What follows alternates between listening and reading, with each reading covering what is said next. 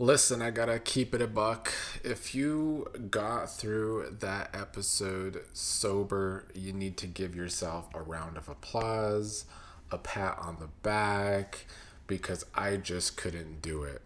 I would have needed some beers to get through the latest episode of The Traitors, which is why I would have usually done this sooner. But when I went to try and record, having only watched chunks of the episode, I had no motivation to talk about the rest of these people left. For weeks, I have sat here, you have listened, commented on some of my opinions about how this cast just isn't cutting it. A lot of following, a lot of clicks. And while I don't think it is just the cast's fault, I do think editing is a big part of why I see this season as terrible.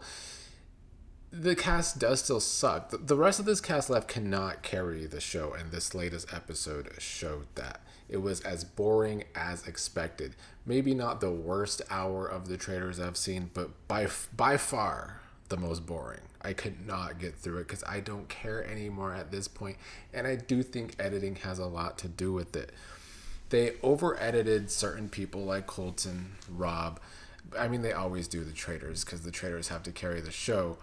But over editing Colton, now we're left with all these faithful who are finally getting airtime, but we have to like piece together exactly what their gameplay and what their game plan is. I also think this show likes to hide the fact that certain faithful might be onto certain things for whatever reason. In this specific episode during the challenge, at one point, Tara voted for Rob in one of the questions, but we didn't get to see why, and they just skip over things like this. The only person in this episode that got a slight edit to maybe be onto Rob was Maura and her terrible voice to listen to. Just a shrill woman. But she does seem to be the only one that maybe has a little bit of inkling about Rob. Last week on a podcast, Sandra and Carolyn were talking about how the Traitors producers and editors don't like the Traitor Angel gameplay where a player gets close to one of the traitors because they think that means the traitor will take them far and then you could turn on the traitor in the end. And I guess the producers and editors don't like to show that for whatever reason. But I question why in the hell would that be the case? Because how are you supposed to keep the show exciting if you're just over editing the traitor, which is what has happened this season? I've never in my life, and I've seen a lot of reality competition shows, I've edited a lot of competition shows myself, have seen a show edit such an obvious winner like they have been doing for Rob. Even if the rug gets pulled from under him at the end in the finale, I will question the editing still because it's not a pleasant viewing experience. You have to be the most boring person game bot to sit here and think last night's episode was just the bee's knees. Sorry if that offends you. In fact, actually, I'm not sorry if that offends you because it's just the truth. Because if you sat there sober and you watched last night's episode and you were like, this is amazing because the gameplay is good, the gameplay's not even good. This is the worst cast of faithful.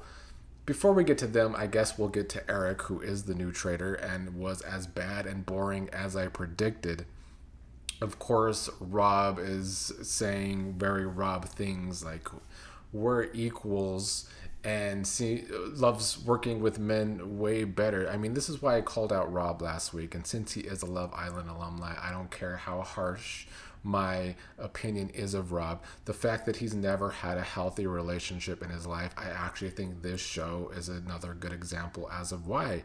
Rob doesn't respect women, and he certainly likes to buddy up with guys and sees guys as equal, and he said that to Eric this entire episode. Oh, we're equals, don't worry. I kind of get what he was saying because Eric's a new traitor, but he was already treating Eric like an equal, and I don't think he ever really did that with Candace and Lisa.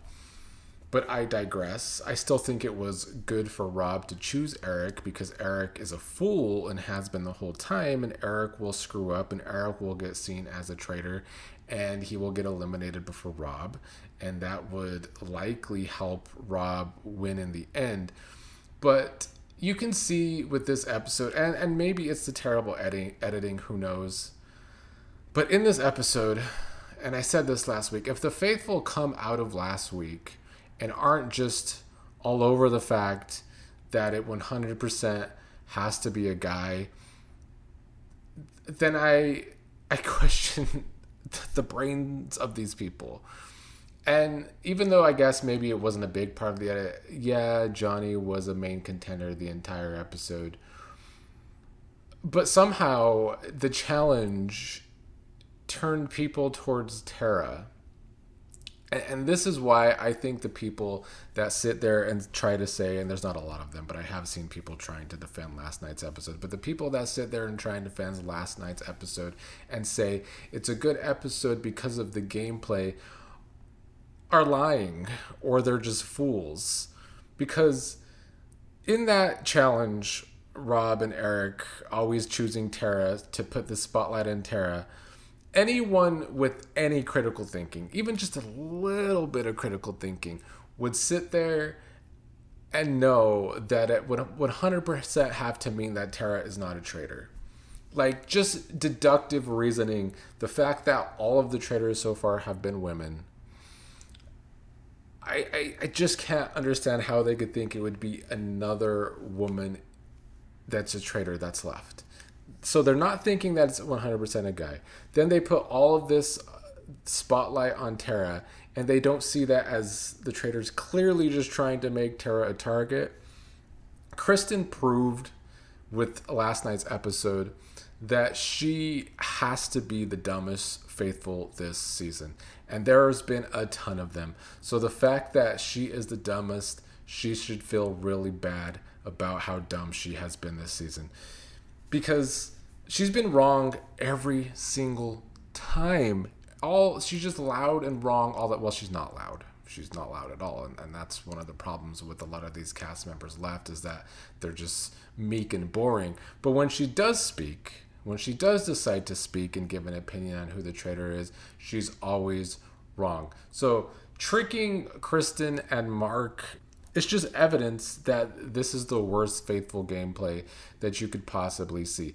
Tara and Johnny got more of an edit, and I don't really know if that's a good thing or not.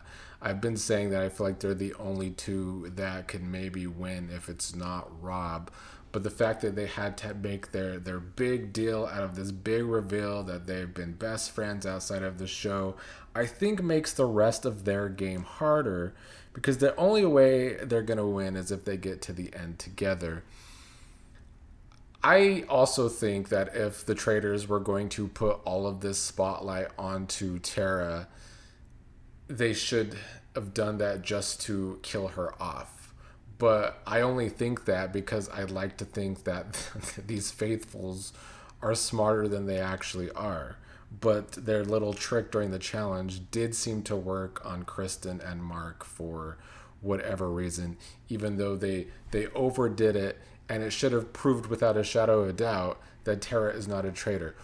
In what world would a traitor that's might be left by themselves or with someone else put all of the spotlight on themselves? It doesn't make any sense to me that anyone would think after that challenge that Tara could be a traitor. It literally doesn't even compute in my mind that two people really fell for that shit. But that's the kind of season we're getting from these faithful, unfortunately.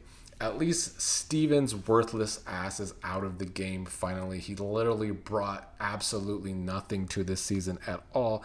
Mark has been all over social media the last few weeks trying to say that he's been under-edited because he and Kirsten had this big alliance and they developed this big friendship that should have been shown. But after seeing their performance in the last episode, I could kind of see why the editors left them on the cutting room floor, because they're just dumb. Just dumb.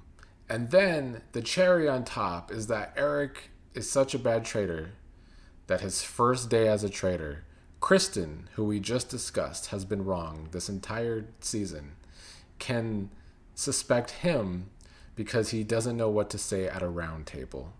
So I think Eric's time is winding down quickly, and he could be Rob's last thing needed to trick the rest of these absolutely dumb faithful. I guess shrill voiced Maura is the other person that could maybe pull the rug from under Rob. They did give her a slight edit of finally questioning Rob for once in this past episode.